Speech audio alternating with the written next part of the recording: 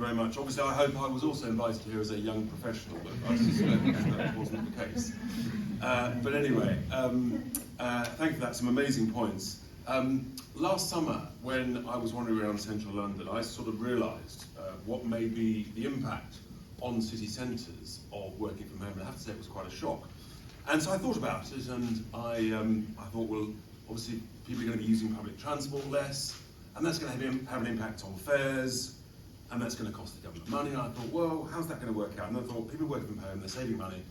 And so I made the big mistake of going on the media and saying, we might end up having to tax people to work from home. Well, that was a properly bad idea. I got an absolute pile on, and learnt my lesson. And there's no question that there are some huge, I think, as you just said, the genie is out of the bottle.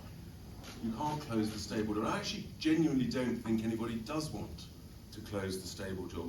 I think it's about finding the win-win out of it. There's no question there's going to be some bumps along the way, and things will change. And in the business that I'm involved with, we were lucky enough, actually, the lease on our office expired June last year.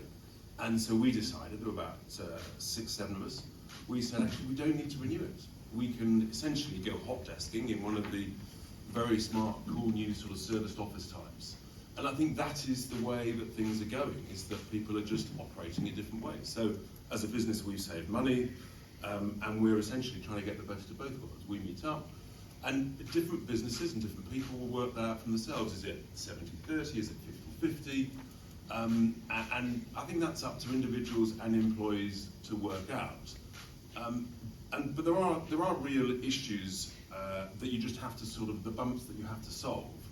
And I take the point about productivity to a degree. I think, again, you've got to try and get the best of both worlds. If you're reading some really boring report, then actually it might be best to do it at home without anybody disturbing you. Or if you're writing a really good report and you want to do that without disruptions, again, you might get the best of both worlds. But I do think there is a brainstorming, creativity, mad idea sessions that we all have in businesses, stuck around whether it's a water cooler or a boardroom table. I think that's a real benefit from being together that I think you miss. You just don't quite get that on Zoom or Teams. I think the productivity point, the downside of 100% working from home, we're actually seeing live as a real experiment in the civil service. Because the truth is, productivity in the civil service has collapsed.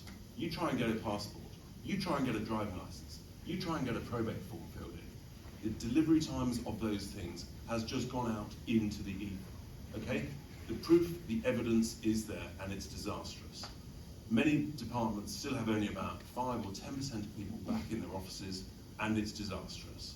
And that is costing our country a huge amount in productivity terms. I'll pick up this point about outsourcing, and the simple fact is that people need to be very careful. Genuinely, if you think that you can work from home in the leafy suburbs 100%, when the boss realises that I'm paying you 50 grand, I can get it done in Bangalore for 10, you've got a problem. And I know that because I did it. I was involved in a business outsourcing accountants to India about 12 years ago. And this is a real thing. So people need to really think carefully about this, I would say. And to be honest, bosses remember who's last in the office. That's the reality. And if they don't see you, they might say, well, I'll save a bunch of money. And you can't tax it like you suggested, like that. And it's another reason why we've got to be really careful. People who think you can just raise taxes forever, at some point, lots of young people, creative people, work out and say, I can do this from elsewhere. I can go to Dubai, I can go to Portugal, much lower tax regimes than here, and still do my office-based work with fantastic broadband. So I think we've got to be really careful about the impact on this. There are bumps on the way. I'm just highlighting the risks of it. And I think then there is a real social responsibility for people who've been around the block a few times.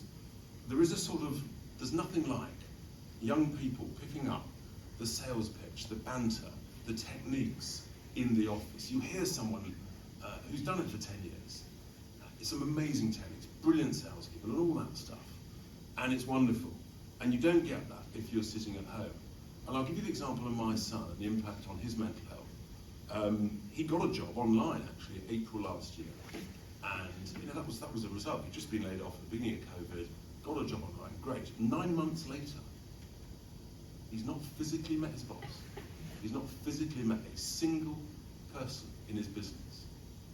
And when the final lockdown came last winter, the loser was his iPhone as it was flung across the room, because he literally lost it. And he really, and I'm sure many young people, and many young people, as you say, if you're living in a 2-bed flat, somewhere in London, wherever, actually you want to get out, you want to meet people. And obviously that was physically forced on people. And I completely take the point that now, hopefully we're never going to lockdown again, young people can arrange to meet up and things. But I do think offices are a way of meeting people. They're a way of sort of releasing the inhibitions. So I just think they're a great thing, and I think there's a win-win. The impacts on the city centres always evolve, and they will evolve. I do think the point is true.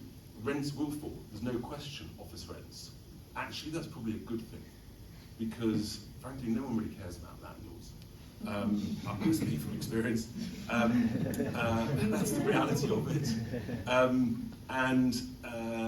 That money, the likelihood is the money that goes to landlords now in rents will probably move to the workers, and that's a good thing. Really bright staff. And you've seen that trend over the last 30 years. The percentage of businesses' costs that they spend on rents has dropped considerably, and the percentage they spend on employees has gone up. And so I think that is a good thing for great people.